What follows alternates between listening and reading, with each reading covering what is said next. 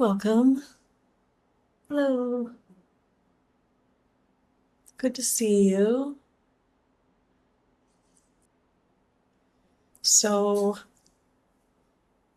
I'll just speak for a little bit here and then we'll move into practicing. And what we're practicing really is, it's almost like the art of becoming available, the art of availability, the art of listening to something other than what is coming and going.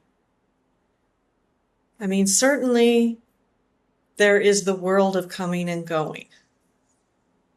We're not trying to deny that, although in an absolute sense, it's hard to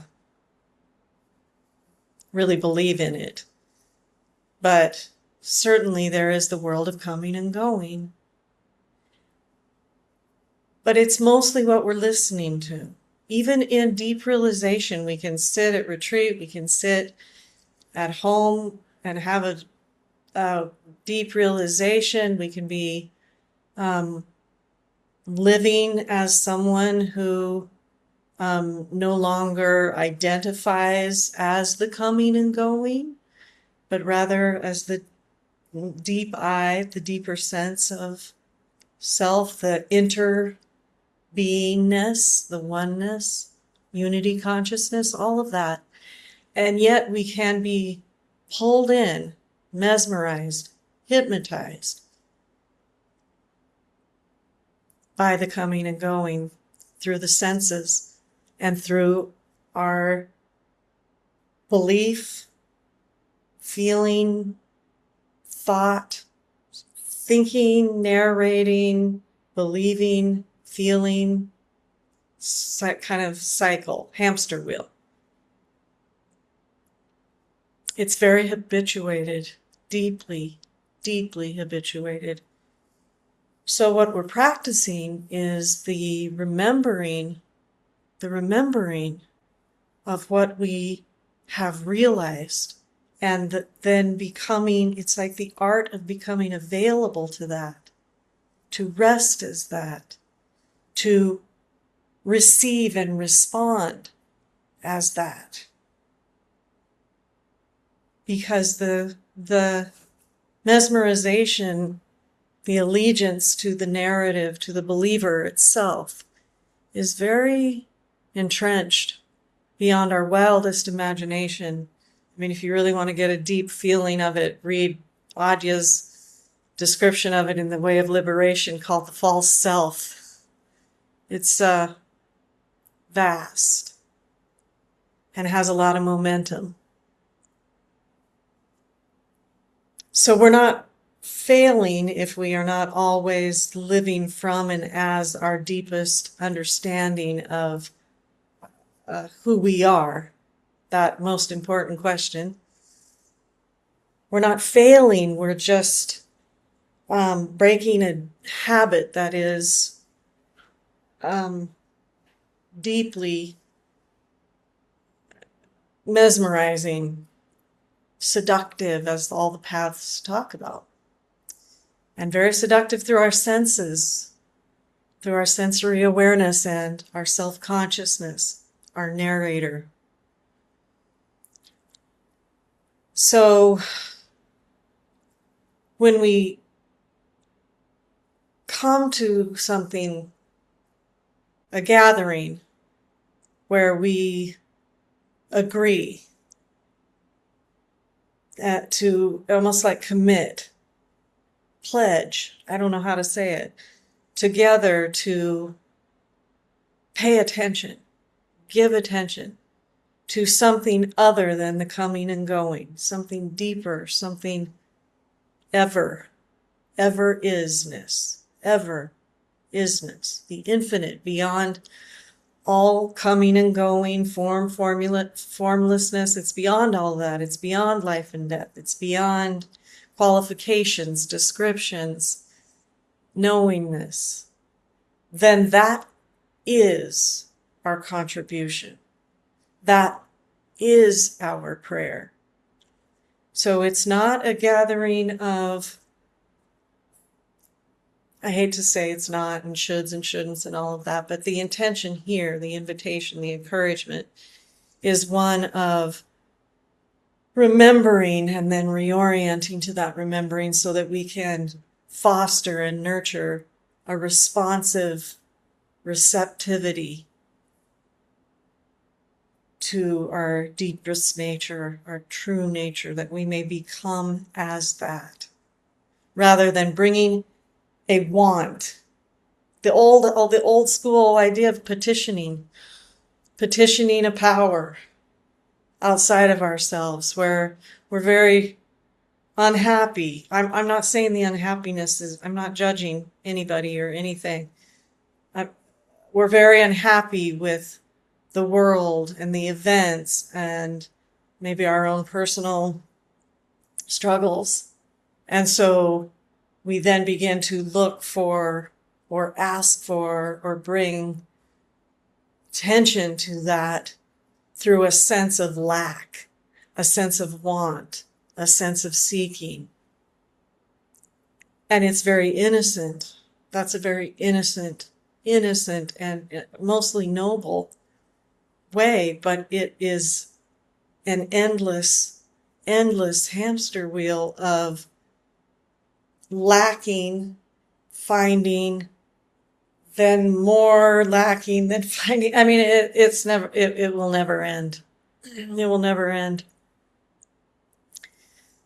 So I understand that we're all kind of newbies at the idea that God is good, basically, always and already, and only the believing mind makes it otherwise.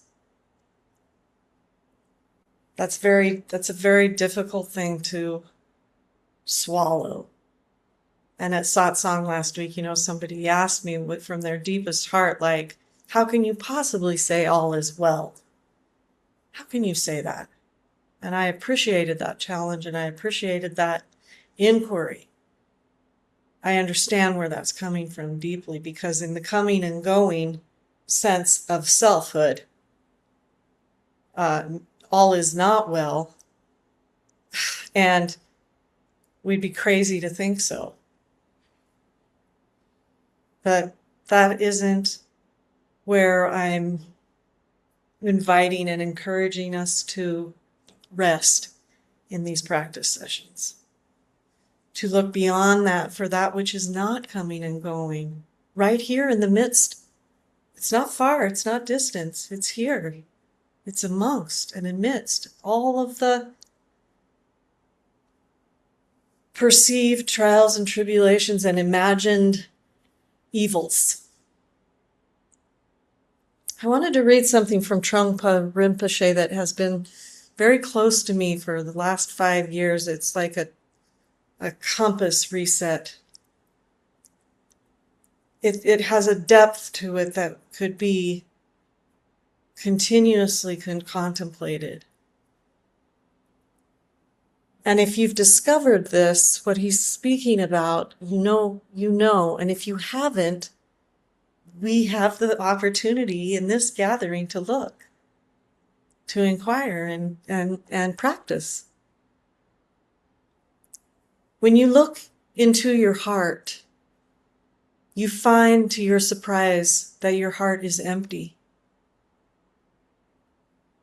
You find that you are looking into outer space. What are you? Who are you? Where is your heart? If you really look, you won't find anything tangible or solid. If you search for the awakened heart, if you put your hand through the rib cage and feel for it, there's nothing there but tenderness. You feel sore and soft, and if you open your eyes to the coming and going world, you feel tremendous sadness and grief. But the grief doesn't come from being mistreated or feeling sad because someone has insulted you or that the world is impoverished in some way. Rather, this experience of sadness is unconditioned. It occurs because your heart is completely open, empty, and exposed. And this is the real kicker here. It is the pure, raw heart, naked. Even if a mosquito lands on it, it feels so touched. And it is this naked heart, this empty heart of a warrior that has the power to heal the world.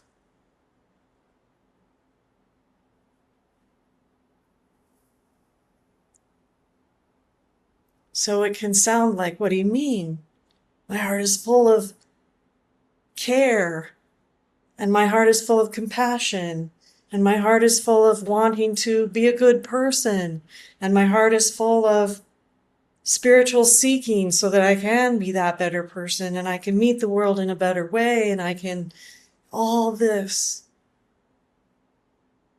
But it's the tender, empty heart of a warrior that has the power to heal the world. It's empty. There's nothing tangible, fixed, or identified. There's nothing knowing. There's nothing claiming that some things should be better and some things are worse and some things are right and some things are wrong. It is just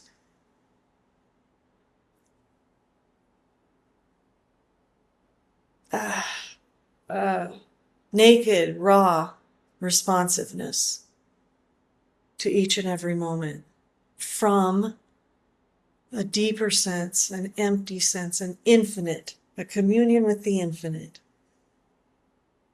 And from that place is the inspiration, the creativity, and the power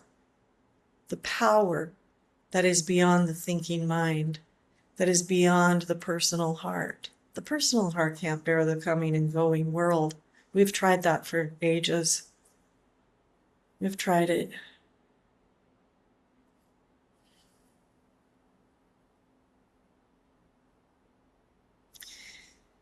So this is a practice of turning loose, relinquishing, surrendering, and trusting that empty, unidentified, raw, pure, tender, naked, nakedness.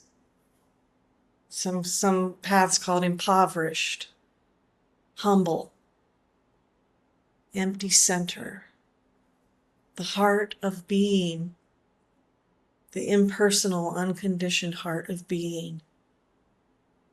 That is the basic goodness. And communion with that, so that there is this receptivity, this responsive receptivity beyond the spin of shoulds and shouldn'ts and one power overcoming another so it can overcome another and another and then another and another and, all the overcoming. The battle, the war. I'm going to read one more thing here and then we can practice together. This is from Thomas Merton. From an essay called A Member of the Human Race. At the center of our being is a point or nothingness which is untouched by coming and going, by misidentification and illusion. A point of pure truth which belongs entirely to God, which is never at our disposal, from which God disposes of our lives, which is inaccessible to the fantasies of the mind and the brutalities of the personal will. The little point of nothingness and of absolute poverty is the pure glory of God in us. It is, so to speak, the name written in us as our poverty, as our indigence, as our dependence, as our childhood. It is like a pure diamond blazing with the invisible light of heaven.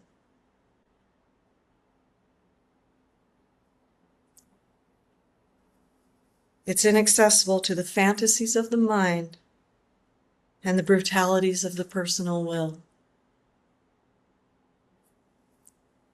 It's where goodness is written as the glory of our divine expression, but it doesn't have a condition of personal will and want and seeking. And this is here and now, here and now, here and now. The invisible infinite is never far or distant. It's always already. And yet, it only exists in the mind world when it's realized. We can only see it, feel it, taste it, touch it if it's realized. It's not that it's absent, it's unrealized. Like the world was before electricity. Electricity wasn't absent. Electricity was not realized. The goodness of God. So rather than bring our petitions, our wants, and our perceived scarcities and absences and failures and unworthinesses and perceived evils and all of that, we surrender to what actually is, not coming and going, unqualified, absolutely present at the heart of being.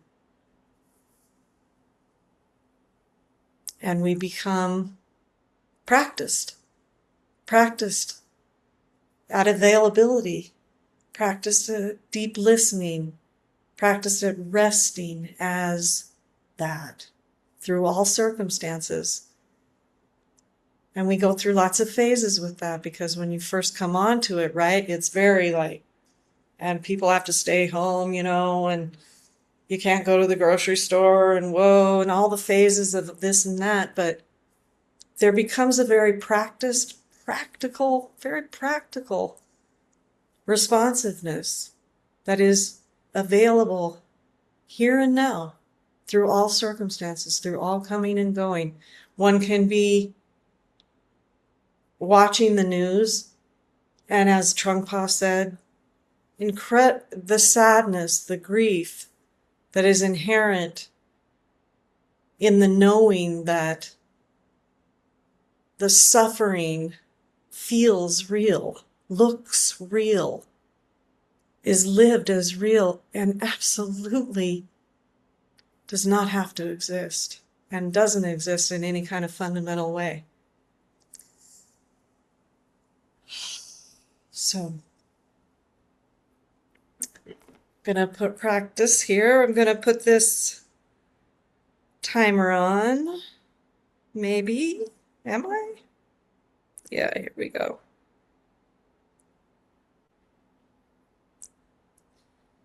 And I'll just bring us out with an Om Shanti.